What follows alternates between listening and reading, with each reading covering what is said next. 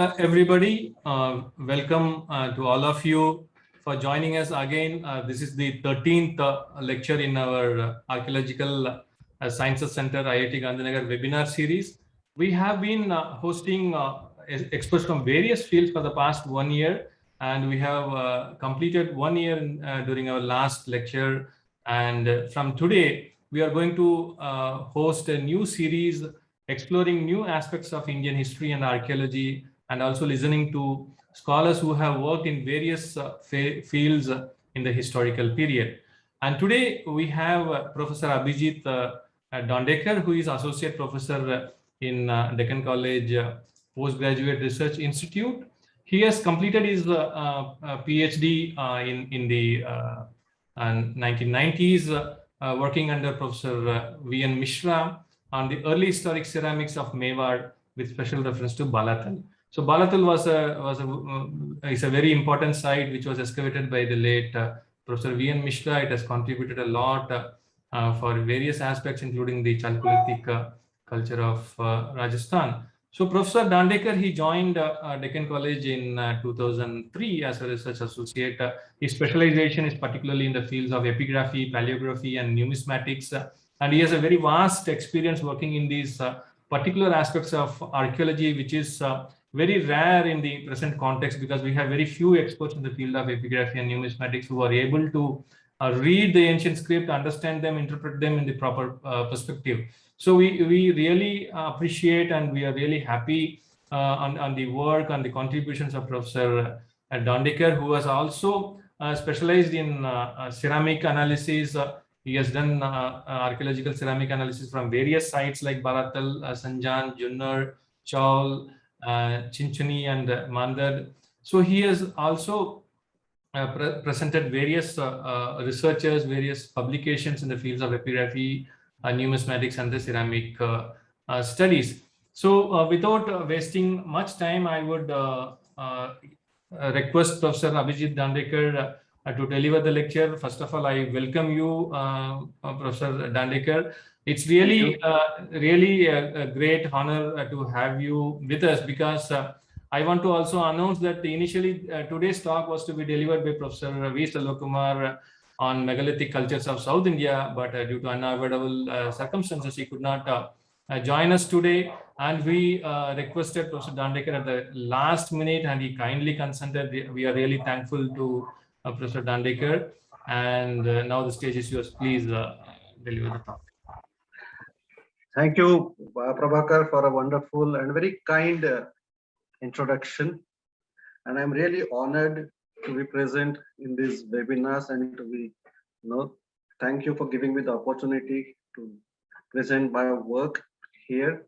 Thank you, Professor Michel Danino, Dr. Sharada, and it's very heartening thing to see your student sitting there and attending a webinar as a faculty of another institute. So without much ado, I'll start presenting my work. Okay, so I will be talking on this topic, a peek into the ancient polity and economy through coins.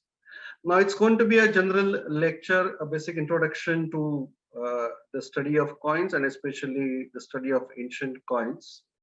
And I believe most of the attendees are from this premier institute of IIT Gandhinagar. So I thought it was important that I shared my experiences in numismatics, and at the same time I get some feedback from you guys as regards some scientific analysis, as regards whatever analysis that includes scientific experiments and all, and scientific equipments and technology, then you can actually help me. So it's also a plea for help.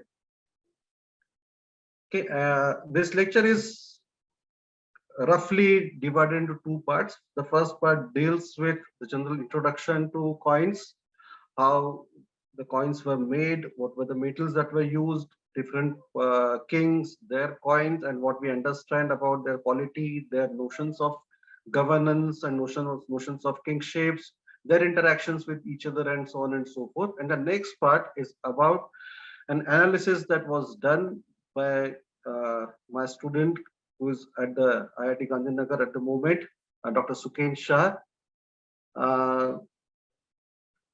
along with my colleagues, Dr. Pankaj Goyal and Professor Pramod Zoglekar. So it's a joint work that we carried out, and I would love to share that work with you and get the feedback from you. So let us begin. Now, the first thing first, that everybody knows a coin has two sides. There are always two sides to a coin. Now, how do you differentiate between these two sides? The one side is known as obverse, the other side is known as reverse. So conventionally, the most important side of the coin, or the more important side of the coin, is known as the obverse side, where you normally have portrait of the king and some legend related to the king and his status. And on the other side, or the reverse side, you have less important information, like maybe portrayal of a deity, portrayal of his subordinates, portrayal of any other device that would insinuate to the dynasty that he belonged to, and so on and so forth.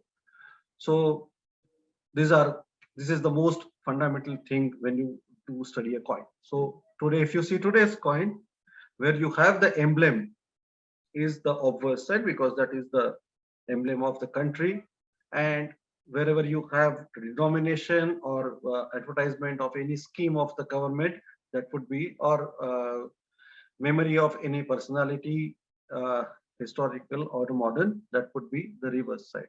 So if you have a portrait of Dr. APJ Abdul Kalam, that's a reverse side.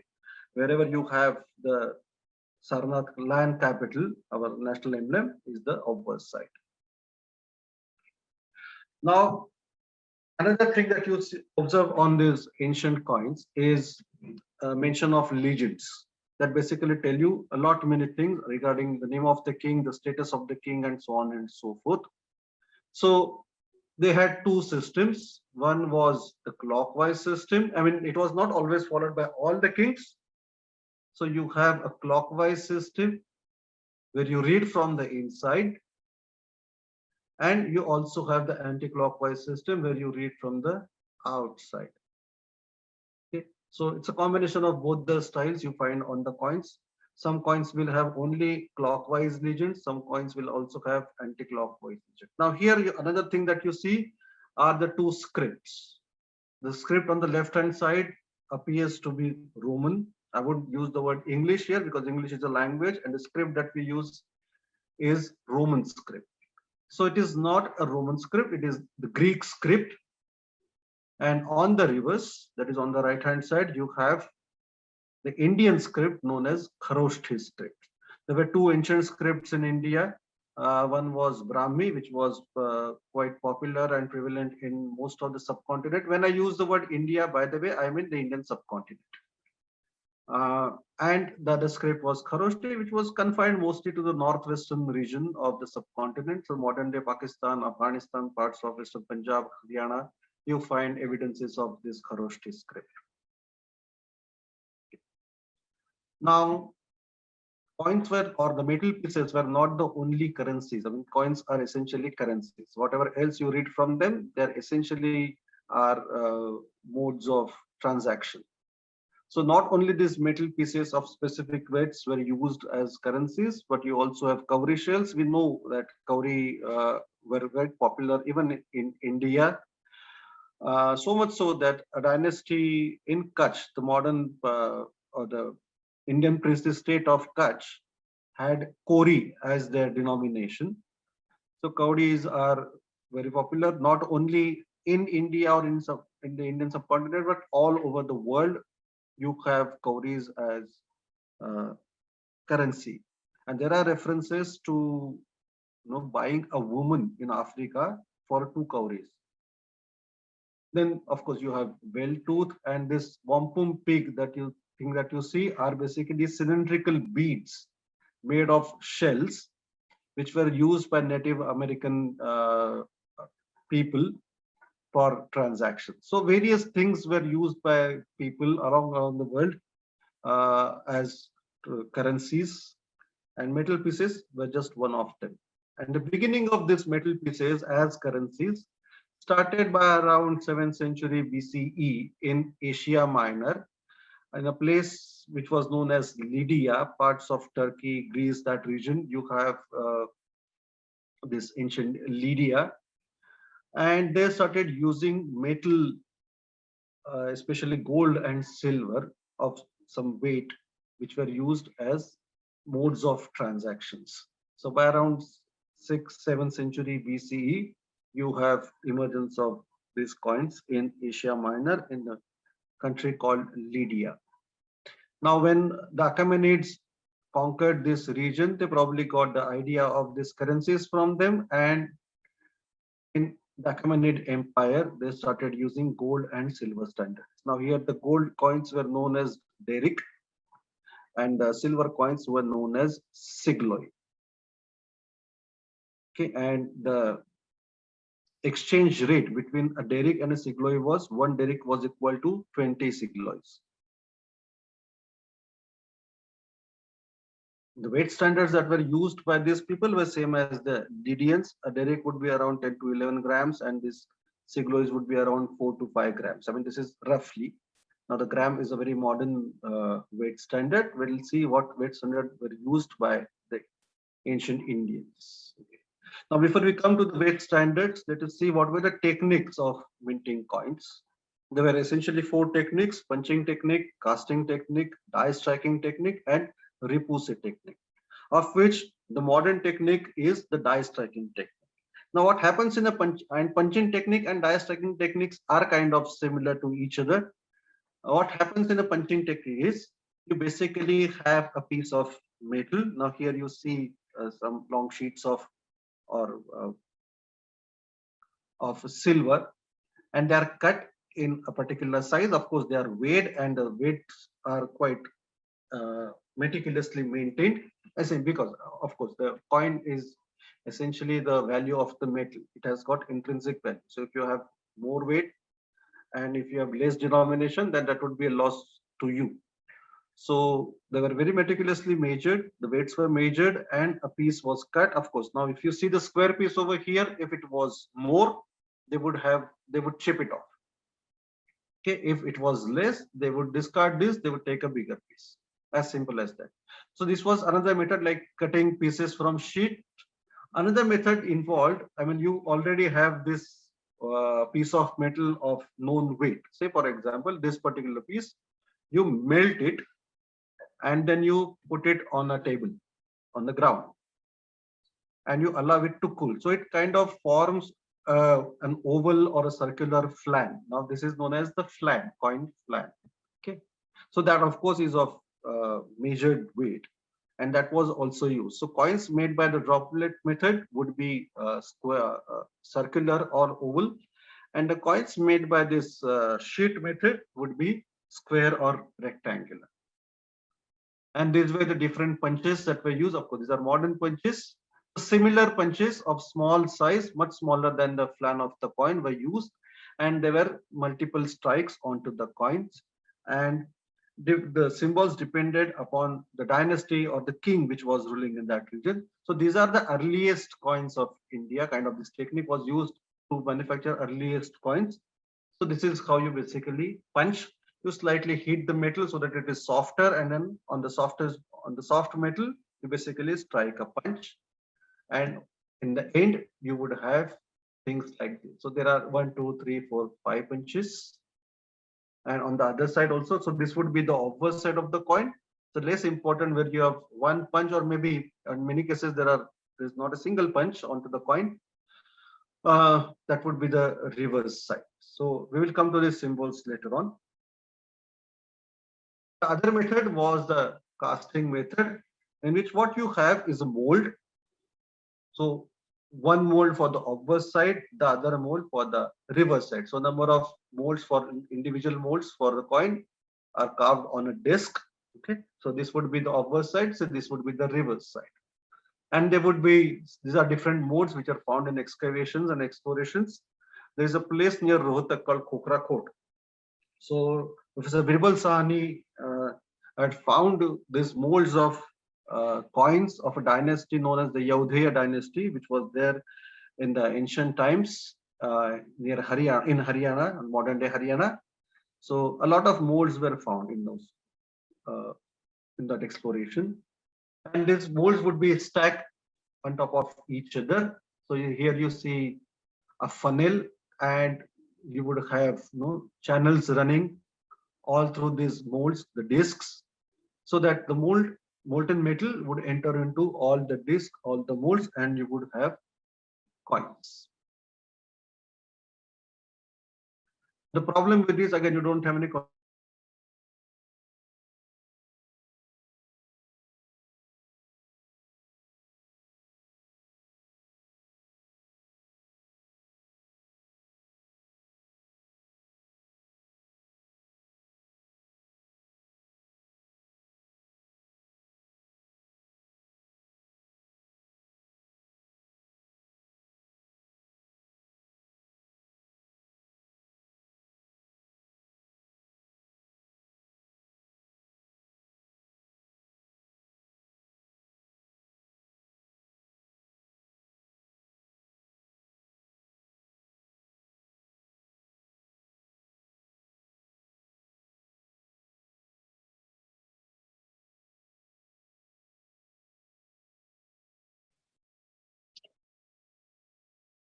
We seem to have lost him. No? I hope he rejoins again. Yeah. Ah, yes, he has rejoined. Yeah, sorry for that.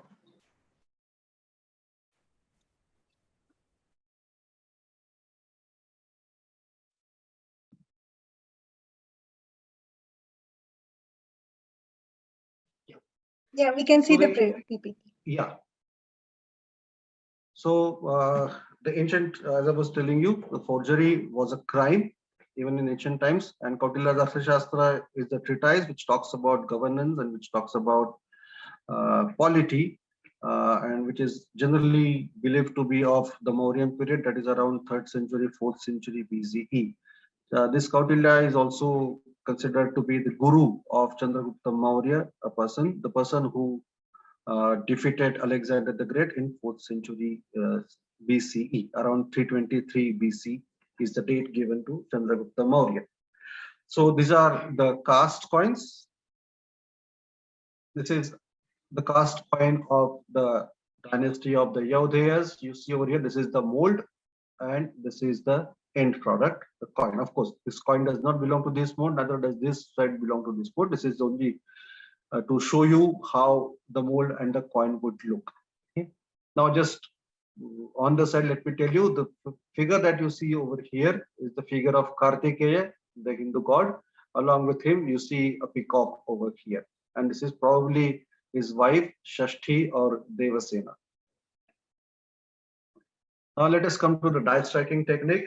This is the schematic diagram. You basically have one anvil and you have a punch. So you put the coin blank over here.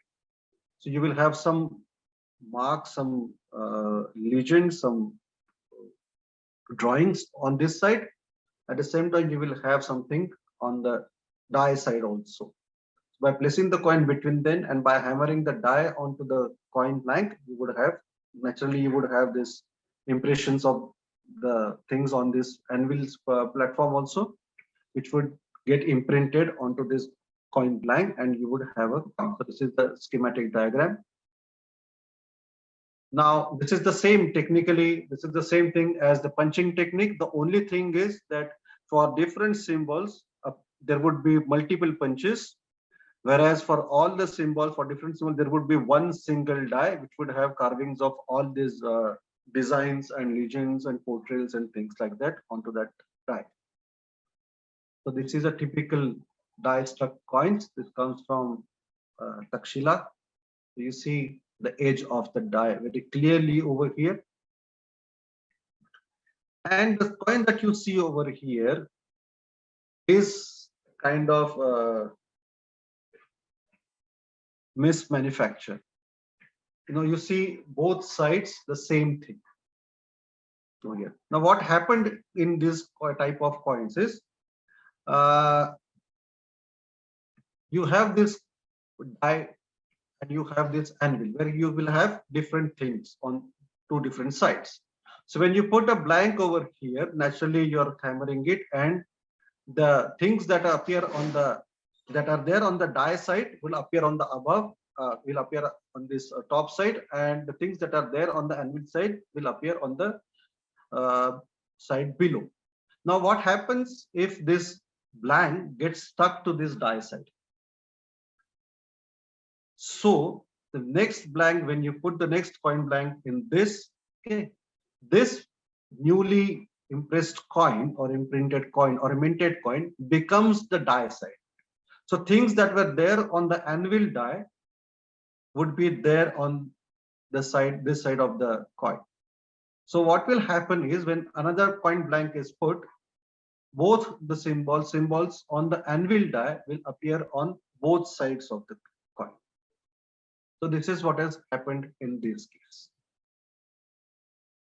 So that basically tells you that the portrait of the king in this particular dynasty was carved on the anvil side, and the other things were on the die side. Okay.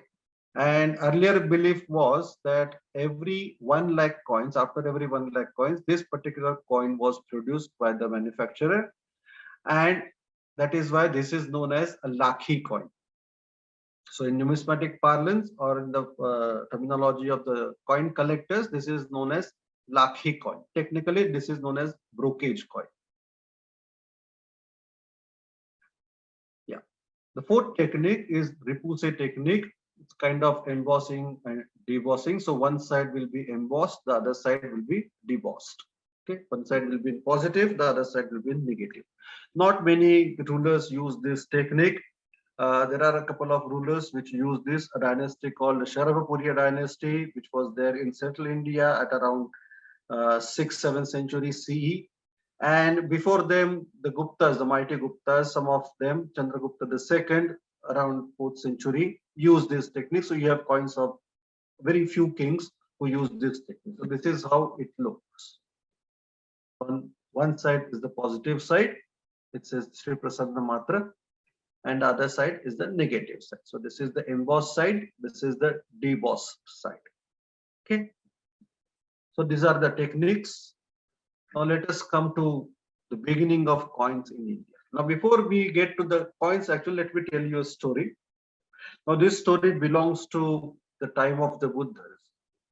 And it's a very interesting story. Now this particular thing that you see on your screen is a medallion carved on the railings of an ancient Buddhist site called Bharut, which was there in Madhya Pradesh. Now all of them, or rather most of these sculptures are there in the National Indian Museum, Kolkata.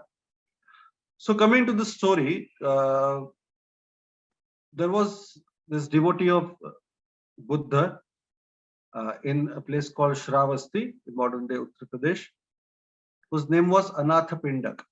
Now, Anathapindak was a great devotee of Buddha and he wanted Buddha to visit his place.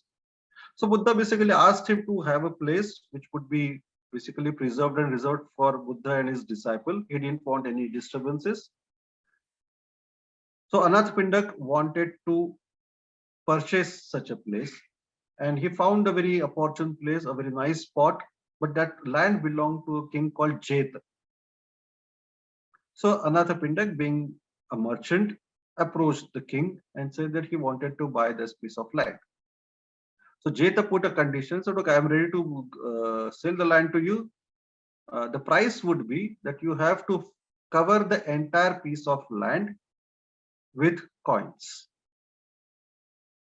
And Anathapindak agreed to it. And here you see these workers are laying the coins on the piece of land. They are getting them from a bullock cart, and then they're putting them onto the piece of land. And after all the coins were, the price was paid in the form of these coins. Here you see the King Jeta is giving the land to Buddha, and here you have the place for Buddha known as Gandhakuti, which is written over here in ancient Brahmi script. And here is the inscription which tells you that Anathapindaka is purchasing the land from the king and giving it to Buddha. So in other words, this is the, till date, this would be the costliest deal of land. Now, weight standards which were used in ancient India. There were no grams, there were no kilograms, nothing. So the natural weight standards were used. Rakti or rosary peas, as they are known, were used for Raktika, or in Yajurveda you have the mention of Krishnala. So this is one variety of this, or they are known as Gunja seeds also. Okay. The Europeans, when they started studying, they of course they used their own weight standards known as grains. So the comparative weight standards would be 1 rati would equal to 1.8 grains. 1 rati would be 0.1164 grams. So a grain would be 0.0648 grams, and 1.8 grains would mean 0.1164 grams. So in other words, 100 rupees would be around 11.64 grams. So on the basis of this, you have 2-3 different types of coins in ancient India. You had the Shatamana series, where the weight would be 100 rati and the weight would be around 11.66 grams, would be around 80 grams, and they would have their denominations. Shatamana, Shana, half Shatamana, 3 Shana, 2 Shana, 1.5 Shana, depending upon the weights that you have half Shana to be the smallest denomination, which would weigh around 0.72 grams. Another series was known as Vimshatika series, where you have in the series of 20. So one Vimshatika would be 40 rattis, half Vimshatika would be 20 rattis, quarter would be 10 grams, 1/8 would be 5 grams, double would be 80 grams, triple would be 120 rattis, I'm sorry, not 80 grams, 80 rattis, and so on and so forth. So the highest coin would be of 14 grams, and the smallest coin would be of 0.58 grams. And the most common series was known as the Karshapana series. In Prakrit language, they are known as Kahapanas. It would weigh around 32 rattis, or around 3.73 grams. So you have Karshapana, half a Karshapana, quarter Karshapana, Mashaka, a Kakani, and so on and so forth. Just for your information, there's some song in Hindi, no? Pal mein tola, pal mein masha, kitne roop badalti hai. So that masha is this mashaka. Masha is a weight standard. Or in Marathi, if there are any Marathi listeners, when we say tola masa, somebody is so thin that his health is kind of tola masa. That means he's so thin and so fragile, so he weighs nothing. Okay, so these are the terms that continue in culture. Okay, now the earliest coin that we have in India were manufactured using the punching technique, and simply they are known as punch mark coins. Okay, they are Karshapanas also, they are Shatamanas also, and they are Vimshatikas also. Okay, so here you see different punches being placed, and there are two different categories of these coins known as universal coins, which are found all over the subcontinent, and the other series is known as local or archaic coin, which probably predate this universal series, and they are confined to one particular region. So these are all different symbols that you see on these coins. These are all local coins. These coins come from Saurashtra. This coin comes from I think Kashi. This comes from the Vai region of Maharashtra. This comes from the Afghanistan region. Now this is the Shataman coin. This is also known as bent bar coin, because while punching the symbols, this kind of bends, and that is why they are known as bent bar coins. You see this coin is made using the droplet technique, and they are slightly concave in nature, so they are like saucer shape, known as Seyfert coins. And these are all universal coins where you have multiple symbols onto them. And after the downfall of the Mauryas, this kind of system kind of continued in the later period also. So these are coins from the Central Indian region of modern day Ujjain and Vidisha region. But the technique continued. After this time, it sort of faded away. Till at around 9th, 10th, 11th century, you see resurgence of this technique. Not in North India, but somewhere in the Deccan. So on the right hand side, the coin that you see over here belongs to the Chalukyas of Kalyana, a dynasty in modern day Maharashtra and Karnataka. And the coin that you see on the left hand side is of the dynasty called Yadava dynasty, a 13th century, 12th, 13th century dynasty of modern day Maharashtra and parts of Karnataka. These are known as Padma Tankas because in the center you see emblem of a lotus on all the coins. Okay, and here you have the name of the king as Mahadev, or here you have Kanharadev. So these are the names of the kings you find on these coins. So the kind of technique was kind of resurrected in early medieval India and used by different dynasties. This is the coin made of die striking technique. These are again coins coming from the post-Mauryan, by around 2nd century BCE from central India. And you see on all these coins, you don't find anything written on them. Okay, all you find are different symbols. But you can see a multi-headed deity, probably because it comes from Ujjain region. This could be one of the early depiction of Lord Shiva on the coins. And then you see by around 2nd century BCE in the northwestern region of the subcontinent, the Greek colony which was there in modern day Bactria kind of revolted against the Seleucid empire. The Seleucus Nicator was an emissary or was a general of Alexander the Great, who was looking after this region of Central Asia. So some people from there revolted against that Seleucus or his descendants, and they started ruling on their own. And one of their descendants crossed the Hindu Kush mountains and came into the Indian subcontinent proper. And with him, he brought his own style of coins, which basically adhered to the Greek standard or the Attic standard or standards of the city of Athens. Okay, and they started minting coins in gold and silver. But their gold coins are not found in Indian subcontinent. Only the silver coins are found. And along with the Ved standard, they also brought their own traditions of writing their name on the coins. So you see the early coins which are written in Greek script. And along with them, they also got their deities. This deity is known as Artemis, and this is the king portrayed in the form of another deity called Heracles, or in Roman culture, it becomes Hercules. And after they crossed the Hindu Kush, they came into Indian subcontinent, and one of the major features of Indian subcontinent is presence of elephants. So you see the elephant skull or helmet being used by the king, and this is the king Demetrius. Basilius Dimitrov is the legend over there. And they also have Greek. This is Heracles or Hercules. And this symbol is very, very interesting. This is used even today as symbol of a doctor. This is the symbol of the doctor of the gods, Hermes, which was used by the Greek king. And you see how these same symbols keep traveling through time, and they are still relevant even today. Slowly and steadily, these foreign kings, quote unquote foreign kings, also got Indianized, and they started using Indian symbols on their coins, Indian deities on their coins. And you see not only the Indian deities and Indian symbols, you see the lion over here and the lady over here, probably a deity.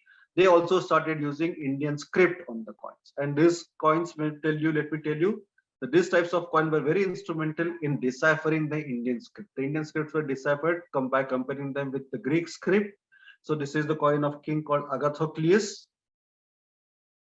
And also they had Indian deities, as I told you. So you see over here a deity holding a plowshare, and here is a deity holding a chakra in his hand. So this deity is identified as form of Balaram or Sankarshana, whose symbol is a plowshare, and this is Vasudeva. Mind out, this is not Krishna, or this is not Vishnu, this is Vasudeva with his symbol of chakra. And here is the vision of Agathu, Cleius, and Basilius Agathocleus. Along with Brahmi, they also started using Kharoshthi script. Kharoshthi is written from right to left, whereas Brahmi, as you can see over here, is was written from left to right. The modern Indian scripts, barring say Urdu, Sindhi, Gondi, all scripts are derivations of Brahmi script. Be it Tamil, Telugu, Malayalam, Gurumukhi, Sharda, all the scripts, Devanagari, all of them are derivatives of Brahmi script. So Indian symbols, Indian animals, elephant and bull. This coin is also of an Indo-Greek king called his name was Apollodotus. After the Indo-Greeks and later on after the Indo-Scythians, another warring tribe entered the Indian subcontinent. It was essentially coming from the Chinese region, Chinese Mongolian region, known as the Yuchi tribe. And one of the Yuchi tribes was known as Kushana tribes, and these are the Kushana coins. And the Kushanas were the first kings to issue coins in gold in Indian subcontinent. And so they had the legend in kind of Bactrian script, but nevertheless the language was Greek, and also in Kharoshti. And here you see a very beautiful depiction of Lord Shiva on Ithyphallic Shiva with his trident, Trishul with battle axe, and his kamandalu and deer skin, and so on and so on. Here is the king. Okay, his descendant or son Kanishka also wrote legend in Bactrian script, but in Greek language. So it says that Basilius Basilion Kanishki Koshano. It basically starts from here. Basilius Basilion Kanishki. I'm sorry, Koshano. And here you will be able to see the Greek sun god, whose name is Helios, written over here. So Kanishka started depicting various gods and goddesses on the coins. Initially, he started using Greek gods on his coins, but later on he made a big statement. He changed not only the script but also the language on the coins, and he started calling himself, instead of Basilius Basilion, he started calling himself Shao Nano Shao, which in today's language would mean Shahenshah. So Shao Nano Shao Kanishki Koshano, and the same Greek sun god became the Persian Greek god Miru or Mihir, which is known as Mitra in the Vedic parlance, or in Indian languages known as Mitra, and Mihir of course is now used in Indian languages also. So he started using the Greek gods and goddesses, the Persian gods and goddesses, his own Kushan gods and goddesses, and also Indian gods and goddesses. Here you see another depiction of Shiva over here with Damru and a trident and four-handed Shiva and so on and so forth, along with this, and the legend Oeshu. Oeshu is the Bactrian or Kushanas for Shiva. Another thing that you find on these coins is the depiction of the human image of Buddha. Now, let me tell you one thing, that before this period, Buddha was never worshipped in his human form. Buddha was always worshipped symbolically, be it his feet, be it a stupa, be it a chakra, a wheel, and things like that. He was never worshipped in his human form. So from Kanishka's times, you see Buddha being worshipped in his human form. And this is the earliest depiction of human Buddha, or Buddha in his human form. And the religion is Bodho. Now, interestingly, for those who are interested in Buddhism, let me tell you that the Buddha that we know is specified as Gautama Buddha or Shakyamuni Buddha. In Buddhist philosophy, Buddhist mythology, there is one more Buddha which is going to come in future, who is known as Maitreya Buddha.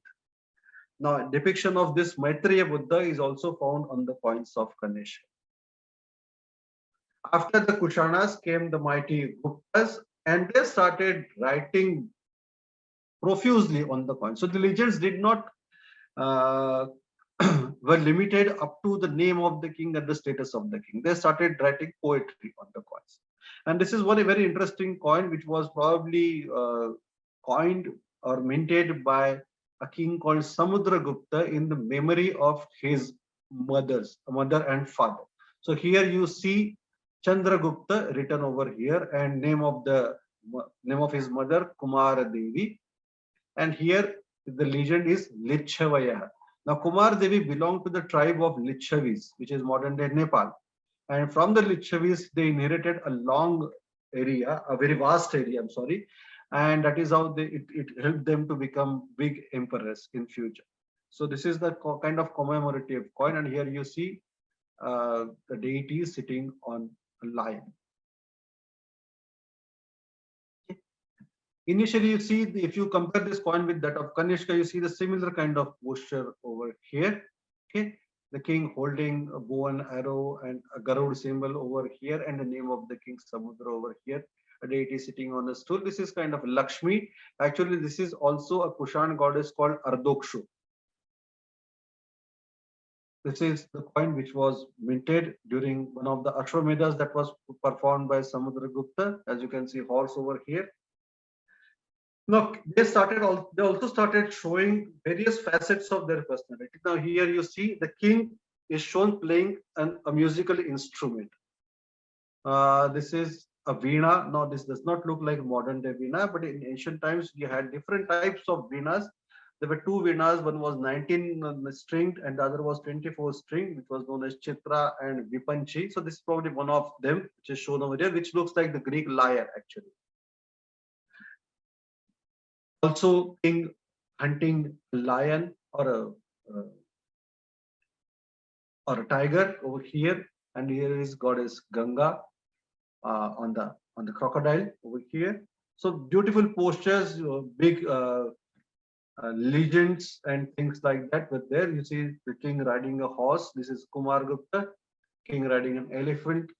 Similar, I mean, such things were added by the Guptas on their gold coins. So now, while this was happening in North India, another story was happening in Central India and Deccan. Along with these big kings, you also have some city-states. So when you see the coins of these city-states, you don't find the mention of any king or any personality per se. You find the name of a city over here. So for example, from Vidarbha region of Maharashtra, you have these coins called, is that of Bhadravati. And the legend is Bhadravati, here is gone over here.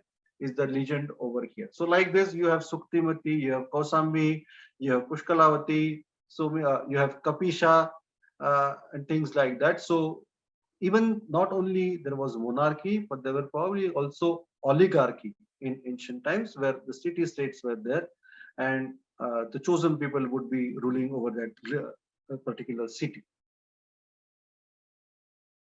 In Deccan, you had a dynasty called the Satvahan dynasty from around 1st century CE onwards, 1st century BC, 1st century CE onwards.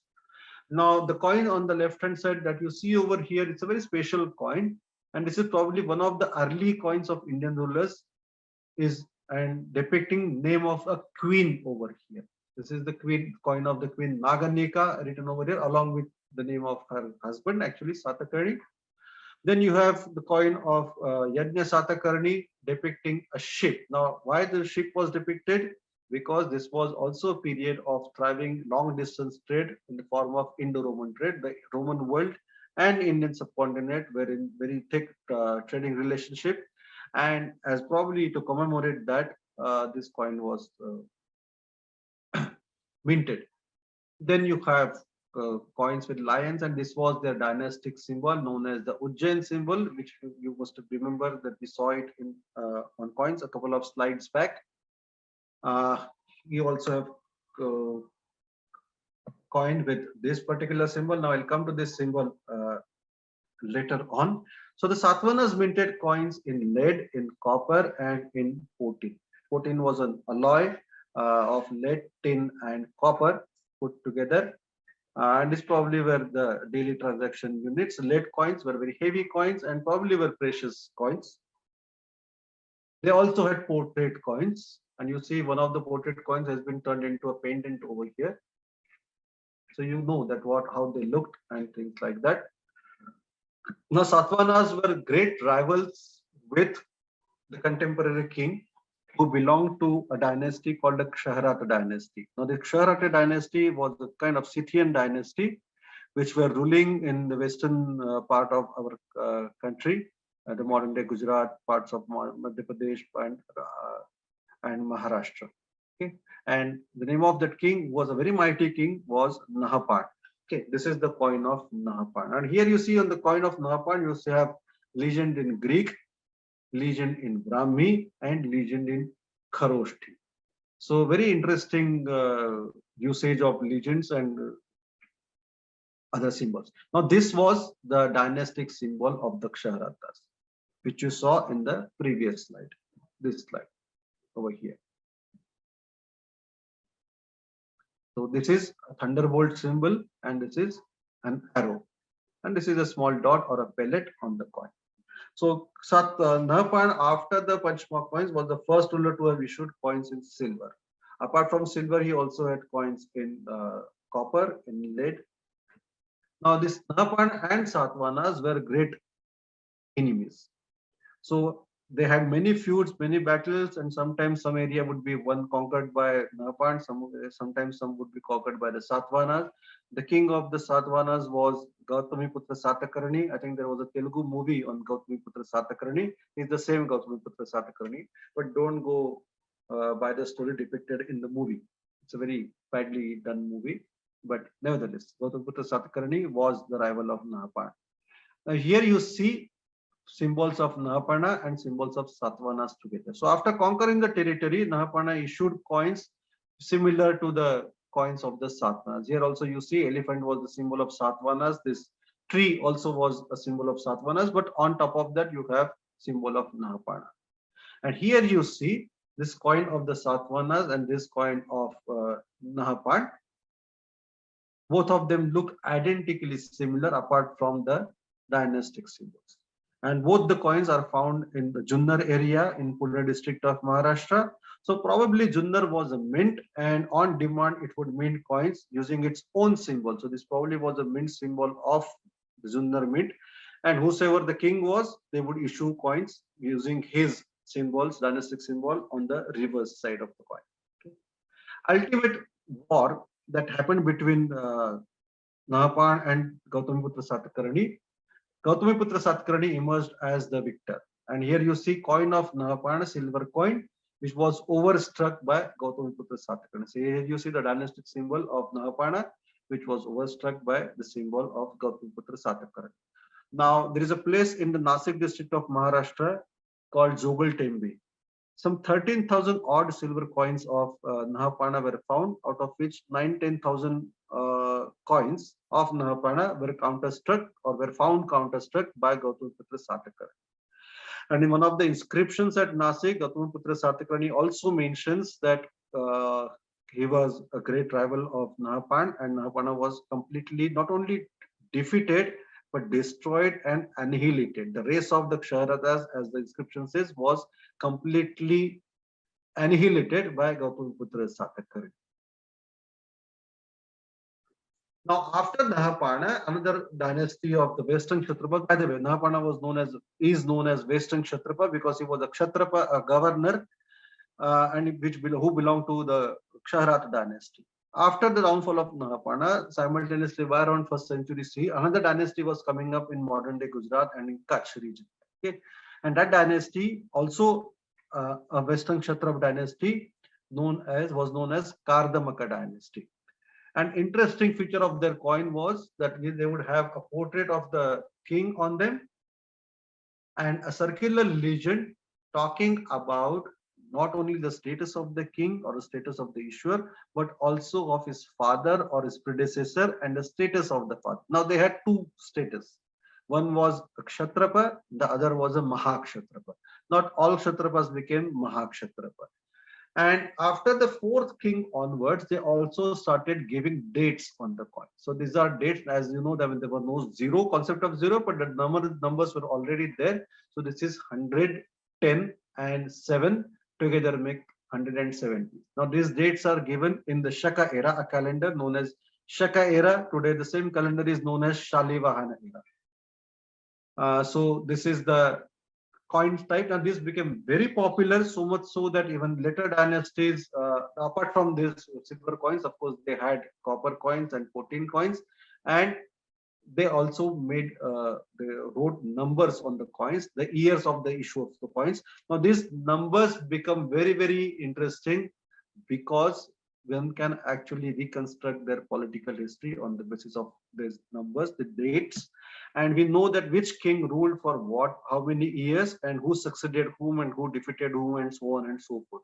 So it's a beautifully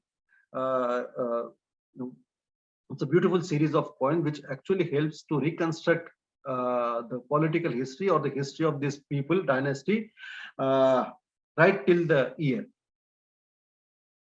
So this type became so popular that the later kings also used this, so that there was another dynasty called the Trikutaka dynasty, which kind of use the similar typology of the coins. Not only them, but the mighty Guptas also used them for issue their silver coins. Only changes the dynastic symbol. Here is the dynastic symbol of eagle on the coins of the Guptas. Sometimes you would also find a peacock on the coins of the Guptas. So much so that not only these two dynasties, the dynasty of the Kalachuris, which were a very powerful dynasty in central India, in western India, also used this typology.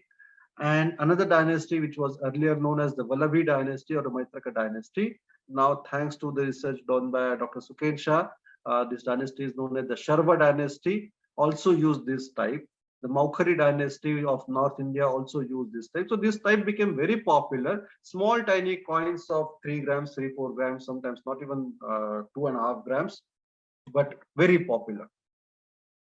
And that is precisely why this series was used by us for the statistical analysis, for the weight analysis carried out me and by my students and colleagues. So let us begin with the next part of our talk. As now you are aware of these coins, Nahaparna coin on the left hand side and a coin of the Kardamaka dynasty on the right hand side. Okay. Now the main aim of this work was to trace the economic history of this dynasty. So looking at the thinness of the coin, we thought that it would be easy for us to, kind of calculate the amount of silver, and on the basis of amount of silver, whether it was possible for us to extrapolate on their political stability and economic stability. Thankfully for us, now the biggest problem with these coins, not only of the Kshatrapas, but also any type of ancient coins, is getting access to them. The dealers or the collectors, they hardly tell you about the coins, and they are not interested in scientific studies. So getting data itself is the biggest hurdle. Thankfully for us, two scholars and big scholars at that, Dr. Amiteshwar Jha and Dr. Dilip Rajgor, had carried out some studies on these lines. So they had done metallic analysis by using atomic absorption spectrophotometry of 150 silver coins. So that data was readily available to us, and this is the data that you have. And you can see on the right hand column, in the right hand column, you have the percentage of silver on these coins. So 94%, 90%, sometimes 80% and things like that. This data was available to us. You see one coin over here, which is very, very low, 42%. And thankfully, because you have date-wise coins of these people, it was very easy. I mean, it was quite easy for us to deal with this one. This is the lowest data that you have over here, lowest amount of silver, 37.95%. So the coins, there were some 41 coins which were collected and documented by us. Now we don't have any access to this atomic absorption spectrophotometry or whatever that thing is. So we used a very basic technique, specific gravity technique. The things that this was the kind of eureka moment for us. We all know that the specific gravity is based on Archimedes' principle. And so we thought of doing the gravimetric analysis by simply calculating the specific gravity, by hanging the coin in air, weighing it, hanging the coin in liquid, that is water, because the specific gravity of water is 1, and then doing the calculation by using this formula. We kind of got the percentage of silver of these 41 coins that we had at our disposal. So I think 76, if I'm not wrong, was the lowest one over here. Yes. Otherwise, you see the range is around 83% to 85%, 91%. There is one coin, I think, yeah, around 97%. I think that is the highest over here, 97.42. You see quite a good content of silver in most of these coins, barring only a couple of coins. And then after this was done, of course, we incorporated data coming from Jha and Rajgor of 159 coins, along with our 41 data of our 41 coins, and as many kings were possible, as many number of coins were possible of all these individual kings were incorporated, so that the data becomes more and more representative, so to say. So then let us go for the statistical analysis, which was carried out by Dr. Pankaj Goyal and Professor Pramod Zoglekar.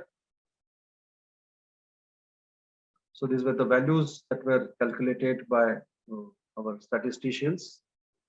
And what we have is a kind of graph of 14 kings. Okay, so this is the mean deviation, standard deviation of these kings, and these are the mean values which are connected together. So you see from this side onwards, it slowly starts gradually falling down. Okay, and till the last king, 14th king, Rudrasimha III, you see a kind of downfall over here around 83-84% that you have. There are, of course, there is one coin which is one up to all the way to 2. So this is, of course, the coin of the king, which has 42% and 36%. But you see also the range around 99%. There's one coin which has 99%, the other coin which has very low percentage. So these are the kings and the coins of these individual kings. Nahapana, of course, belong to a different dynasty, Kshatrapa dynasty. Rest of the 13 kings belong to the Kardamaka dynasty. So these are the mean values and standard deviations of these two kings. Okay. Next to the kings, Rudradaman and Rudrasimha. Then you have coins of all these kings. So these are individual charts of these coins. So this is the 7th king who has a lot of variation, lot of deviation. Again, which was controlled. I mean, we shall see the results of this, which was controlled by the next king. Yeah, this is the point of Vijayasena, which has the number 7. Controlled, kind of stabilized by Rudrasena III.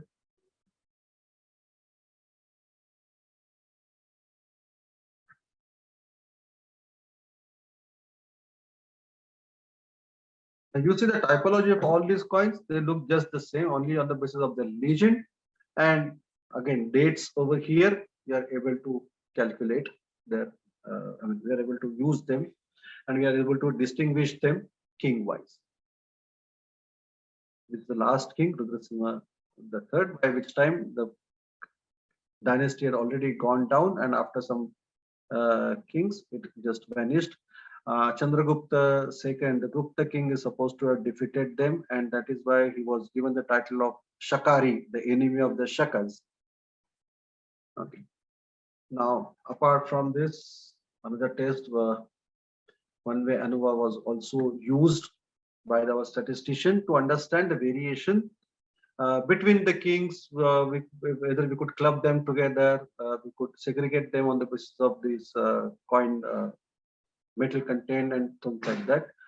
So basically, to find the differences and say variations in silver proportions between the kings and also within one single king. Say, for example, if one king has a rule of 10 years or 20 years, what was the difference that was happening and why it was happening? So some extrapolations were made on the basis of that.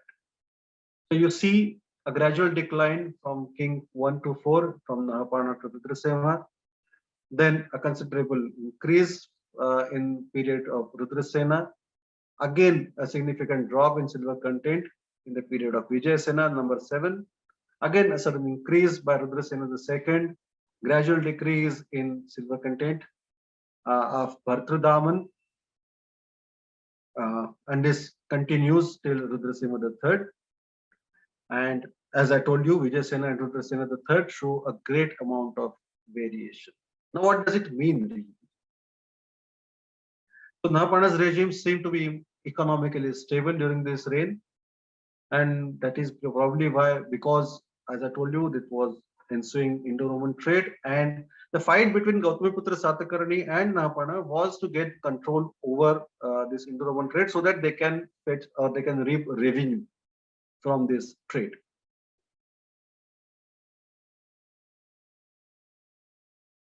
So Rudradaman the first was his rule also quite stable. It's one coin which shows relatively low silver, but also it also has incorrect legend. Now we do not know whether this has some corroboration or this is just a coincidence. It is quite possible this was kind of forged coin, as I told you, but we are not sure. So please don't quote me on this, whether this was a forged coin or not. We do not know. But there is scope to believe.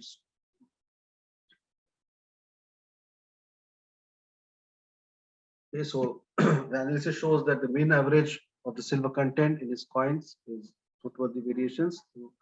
The percentage of silver was adjusted by the king whenever necessary. Now, the drop in the percentage of silver could be for very many reasons. It does not only mean that there was inflation or the kingdom was economically unstable. It could also be because of the paucity of the metal. So if the metal was not there and because of the intrinsic value, I mean, in order to adjust the inflation, they would add some base metal into it. Sometimes you also see that there is only silver plating done to a copper coin on this. Okay, so more or less, I mean, he was able to maintain the standards, economic standards, and his inscription also tells you that he carried out all the welfare measures without levying extra taxes onto his subjects. So that he tells us with pride. So probably he had a lot of money coming from very many sources. So he didn't have to tax extra to people for carrying out welfare measures. And let me tell you, there was one big calamity in his reign. A dam broke, a breach developed in the dam, and he repaired the dam, going against his minister by getting some foreign expert.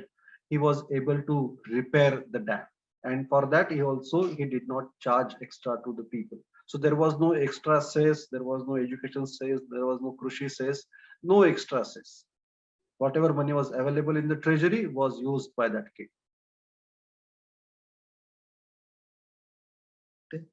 So one coin of Rudrasema the first shows 99%. So probably also enjoyed the remnants of his father's kingdom and prosperity of his father.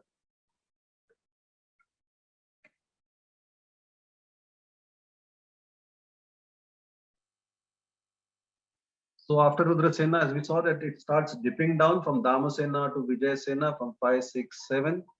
Vijayasena, as I told you, shows a great variation as far as the silver content is concerned. So probably some desperate measures had to be undertaken by the king to bring the economy back on track. As I told you, paucity of silver for some other calamity, some other economic troubles. He had to adjust the inflation, and so probably he had to lower down the standards. He had to lower down the silver content and to gain control over his economy. So after Damasena, within the span of 4 years, Damasena ruled for a very long time. There were 3 Kshatrapas. As I told you, there were 2 status, Kshatrapas and Mahakshatrapas. So 3 Kshatrapas and 2 Kshatrapas within the span of 4 years. So some political disturbances there. Now, mind you, all these people, whether Damajadashri, Viradaman, Yashodaman, they were kind of related to each other. Either they were cousins or they were first brothers. So between first brothers also there was, of course, there was struggle for power, and struggle for power is eternal. So they would have this problem, and naturally, if there is some problem, there is some political instability, it would also reflect in the economic instability. Another problem was another ruler, Abhir ruler, dynasty name of a family known as Ishwaradatta. His coins are also similar to that of the Kshatrapas, and he ruled probably for 2 years, because on his coins you have terms Varshe Prathame and Varshe Dviti. So first year and second year. You don't have any other third year mentioned on his coins. So probably he was there, and Vijayasena, after all these upheavals, was able to control and was able to gain his territory back. And in all this, what suffered was economy. So you see a lot of variations in this. In spite of that, around 86% was the weight standard silver content that was maintained by him. So Rudrasena II ruled for a long duration, again for around 23 years. Now these dates that you see in the bracket are the Shaka dates. If you want the dates in common era, in the modern era, is you just add 78 to this. So 200 would be 278 AD or 278 C. So you see slowly and steadily the things are going down. There is also political problem. You see don't Mokshatrapa, Mahakshatrapas happening after some time. So for almost 53 years, you do not have any Mahakshatrapa. All these are Kshatrapas. That basically tells us that the major problem was happening in the period. Now, for lack of any corroborative evidence of inscriptions, we cannot say much about what exactly was happening during this period. We only can predict on the basis of the metal content that we have.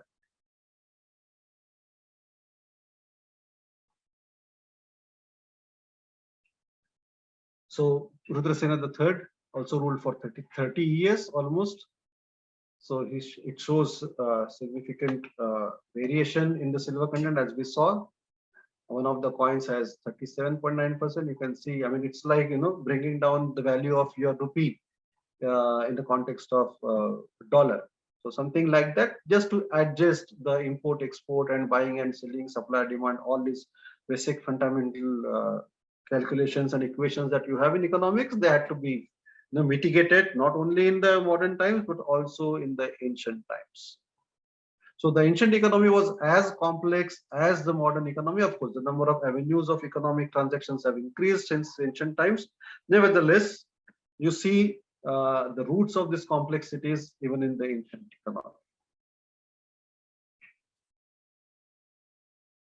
So the last rulers basically tell you that they are able to maintain whatever was given to them, whatever had come down to them, and without much problems, but disturbances, they were able to handle the situation quite ably. So whenever the king came to throne, he was able to stabilize himself, and after he stabilizes himself, he was able to take control of the economic position, and he was able to make do the betterment done that. So this is basically how you see from the study of coins, you can actually have a say on the economic conditions and also on the political conditions. Now, the biggest drawback or limitation, I would say rather, of this study is the number of coins used over here, around 168 coins, is very, very minuscule as compared to the number of coins that were produced by these kings. Now, there are thousands and thousands, hundreds and thousands of these coins of these dynasties which are available. But obviously not all the coins are available at our disposal, and one cannot study all these coins. So if you take this model and maybe apply to some other dynasty and apply it on some other on a larger data set, probably one would be able to say something about it. Secondly, you people tell me whether gravimetric analysis was sufficient, or I should have used, or we should have used other advanced techniques. The problem with this is that the metal alloy, or the metal when it is used in a coin, it may not have, especially if it's an alloy of say 85% or 70%, I think that were copper and silver. So this copper and silver may not be evenly spread over the flange of the coin. Some points you might have concentration of copper, some points you might have concentration of silver. So using techniques like ICP-MS or XRF wouldn't be of much use. And that is precisely why we thought of using a very simple technique.